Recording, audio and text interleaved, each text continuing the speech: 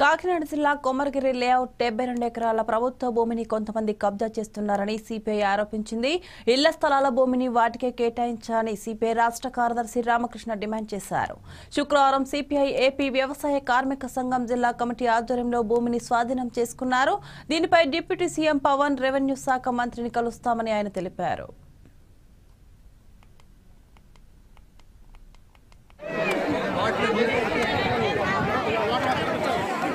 కొద్దిగా సరిపోయిందన్న వాళ్ళు బలి చెప్పాను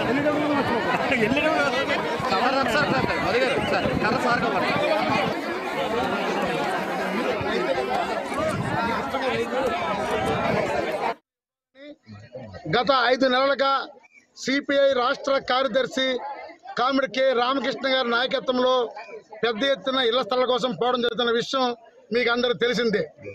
ఈ కొమరగిరి ప్రాంతంలో జరిగిన విషయాన్ని కాకినాడ సిపిఐ కార్యాలయానికి కొమరగిరి 5 గ్రామాల రాజకీయ అతీతంగా ఊరు పెద్దలు వాళ్ళు ఏ పార్టీలో ఉన్నా సర్పంచులు అందరూ కూడా మా ఆఫీస్కి వచ్చి వాళ్ళు ఏం చెప్పారంటే, గత ప్రభుత్వం ఎన్నికల ముందు 72 ఎకరాలని 36 కోట్ల రూపాయలతో ప్రభుత్వం కొంది.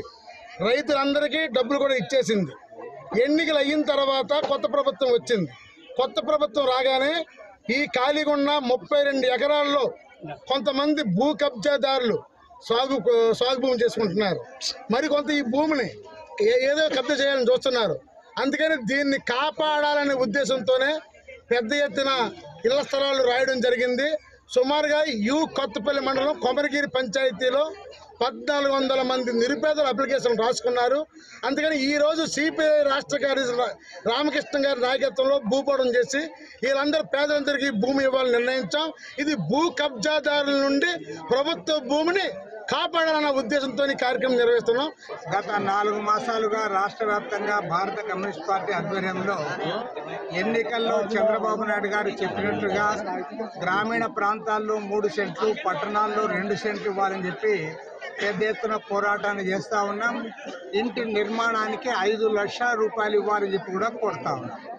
మరి ఇక్కడ ఒక ప్రత్యేకమైన పరిస్థితి, పిఠాపురం నియోజకవర్గంలో మన జనసేన పవన్ కళ్యాణ్ సొంత నియోజకవర్గం ఇది.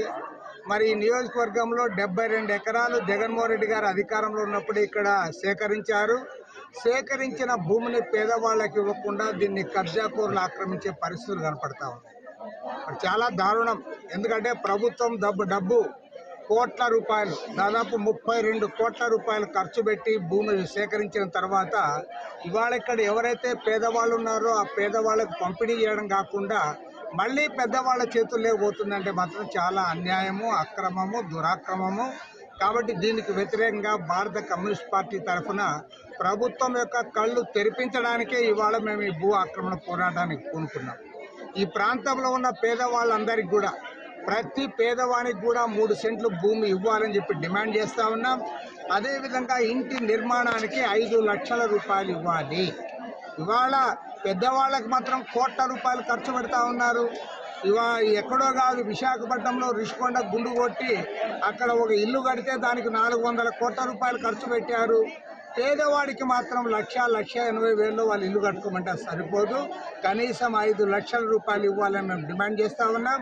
అదేవిధంగా ఈ 72 ఎకరాల భూమిలో ప్రతి పేదవాడికి, ఇల్లు లేని వాడికి, ఇళ్ల స్థలం లేని వారందరికీ కూడా ఒక్కొక్కరికి 3 సెంట్లు ఇవ్వాలని చెప్పి డిమాండ్ చేస్తూ ఉన్నాం.